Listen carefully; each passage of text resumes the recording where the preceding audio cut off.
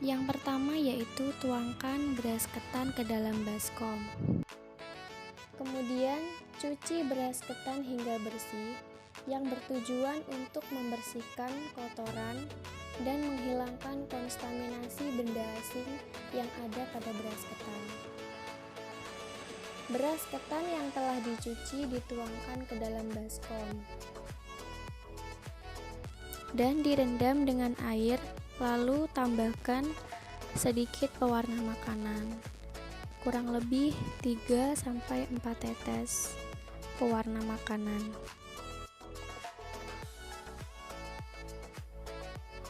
Dan diaduk sampai merata.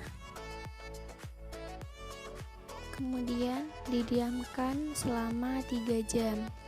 Proses peredaman memiliki fungsi dalam proses gelatinisasi pada tahap selanjutnya.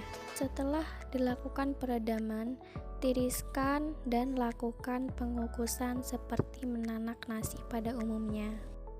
Pengukusan di sini memiliki fungsi dalam pematangan beras ketan menjadi nasi ketan, mematikan mikroba patogen, serta untuk memperoleh tekstur yang lembek pada nasi ketan.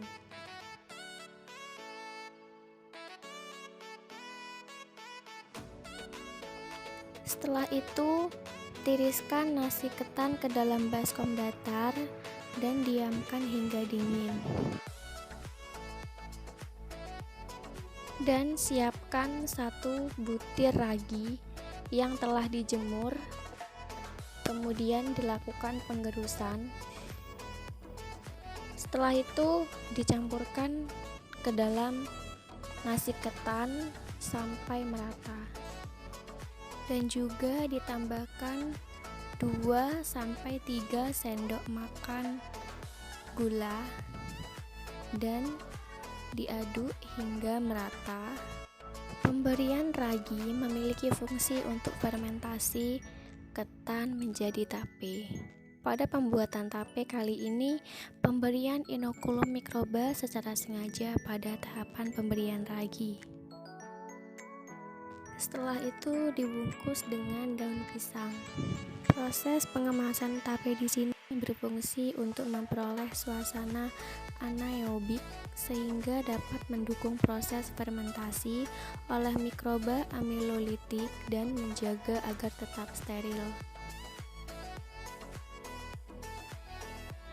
Masukkan bungkusan tape pada satu wadah yang kedap udara dan didiamkan selama 3 hari 2 malam.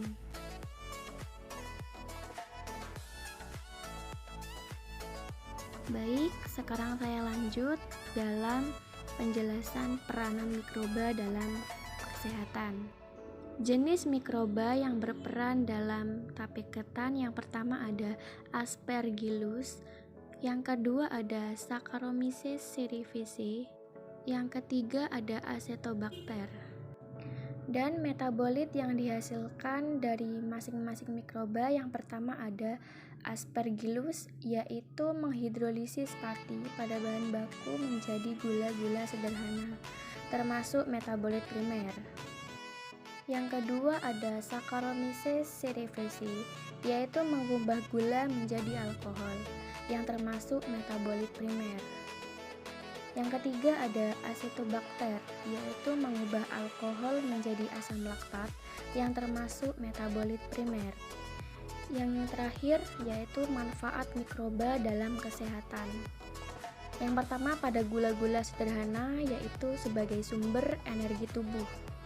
Yang kedua ada alkohol, yaitu menurunkan tingkat kolesterol dalam tubuh. Yang ketiga ada asam laktat sebagai sumber energi saat kadar oksigen menurun.